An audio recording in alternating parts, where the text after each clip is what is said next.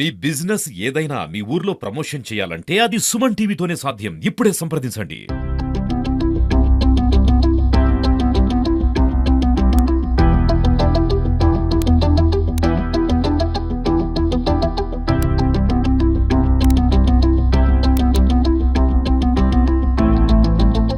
Hi hello నమస్తే, welcome to Suman TV. నేను మీ ముని.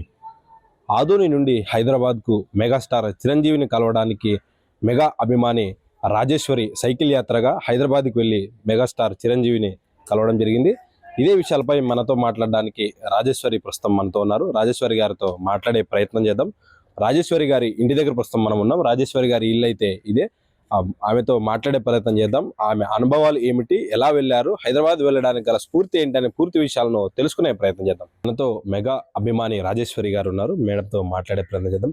Madam చెప్పండి, ఆదోని నుండి సైకిల్ యాత్రగా దాదాపు 325 కిలోమీటర్లు సైకిల్ యాత్రగా వెళ్ళారు. ఎప్పుడు ప్రారంభించారు? మీ ప్రారంభానికి స్ఫూర్తి ఏంటి మేడం?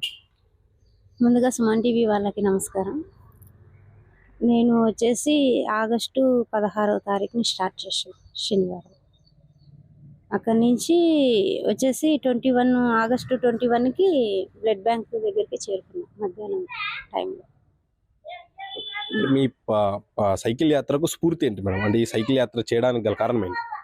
గతంలో మన జనసేన అధినేత శ్రీ కొణిదెల పవన్ కళ్యాణ్ అన్న గారిని కలిసిన విషయం అందరికి తెలిసిందే కదా.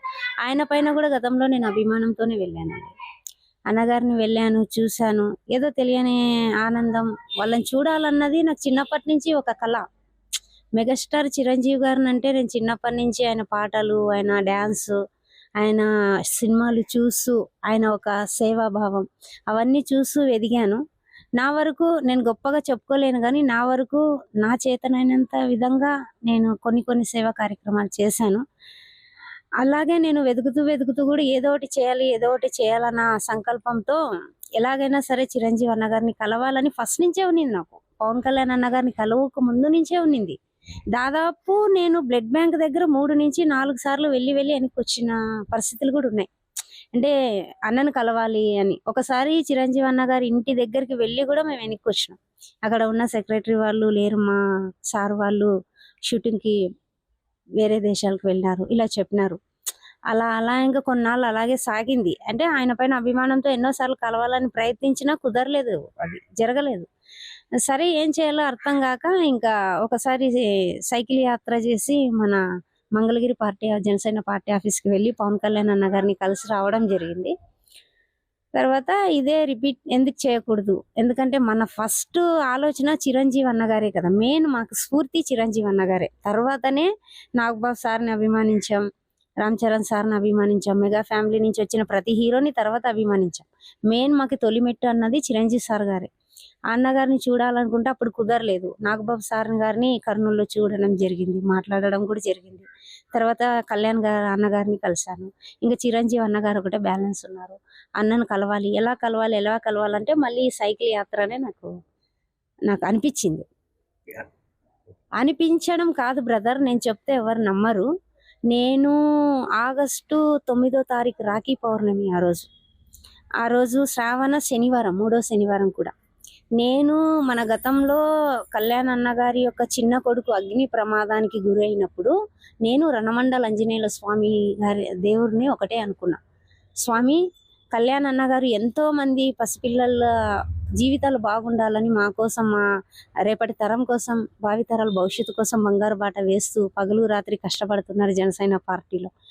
తన కష్టాన్ని కూడా ప్రజలకు పంచిపెడుతున్న ఒక నాయకుడు, అలాంటి గొప్ప దేవుడు ఒక కొడుకు ఇలా ప్రమాదంలో చిక్కుకుపోయినారు. ఆ అబ్బాయికి ఏమి కాకూడదు, ఆ అబ్బాయి పూర్తి ఆరోగ్యంగా బయటికి రావాలన్న ఆ రోజు రణమండల ఆంజనేయుల స్వామిని ప్రార్థించాను. ఆ అబ్బాయికి ఏ ప్రమాదం జరగకుండా బయటికి వస్తే నేను పాలు బిందెతో మోకాళ్ళతో మెట్లెక్కి మీకు అభిషేకం చేస్తానని ఆ రోజు మొక్కుకున్నా. అది ఎప్పుడు పడితే అప్పుడు చేసేది కాదు, శ్రావణ మాసంలోనే చేయాలి. అదే ఆ రోజు చేయడం జరిగింది బ్రదర్. చేసిన తర్వాత ఆ రోజు నైట్ వచ్చి నేను ఇంట్లో నార్మల్గానే అనుకున్నాను. అప్పుడు నా కలలో ఆంజనేయుల స్వామి కనిపించారు. ఇది చెప్తే నమ్మరు కానీ నేను చిన్నప్పటి నుంచి హనుమంతుని భక్తురాలిని నేను.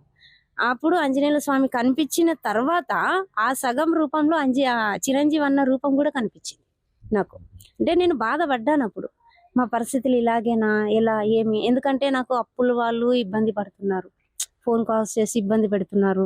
తర్వాత పిల్లలు స్కూల్ ఫీజులు కట్టలేదని ఫోన్స్ వస్తున్నాయి టీచర్స్ నుంచి, పిల్లల్ని బాధ పెడుతున్నారు, నాకు బాధ అవుతుంది.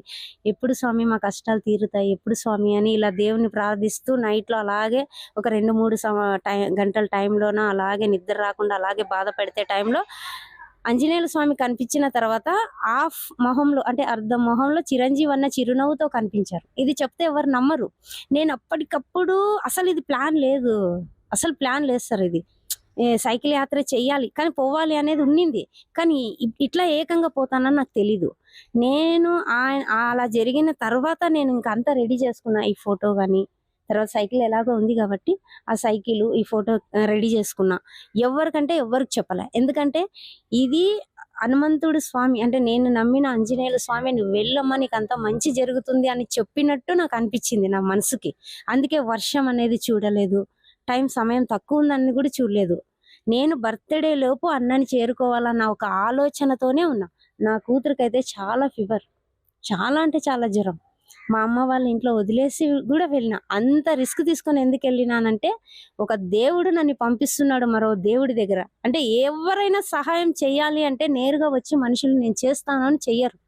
వాళ్ళ గొప్ప మనసును చాటుకోవడానికి భగవంతుడు ఏదో ఒక రూపంలో మనకు తోడుగా నిలబడతారు, సహాయం చేస్తారు. నిజంగా చిరంజీవి అన్నగారి యొక్క రూపంలో నేను నమ్ముకొనున్న హనుమంతుడే నా పిల్లల ఎడ్యుకేషన్కి ఎంత చదివితే అంత వాళ్ళని చదివిస్తా, వాళ్ళ ఫ్యూచర్ ముందుకు బాగుంటుందని పిల్లలతో సమయాన్ని కేటాయించారు. నా పరిస్థితి, నా ఒక మంచి చెడు అడిగి తెలుసుకున్నారు.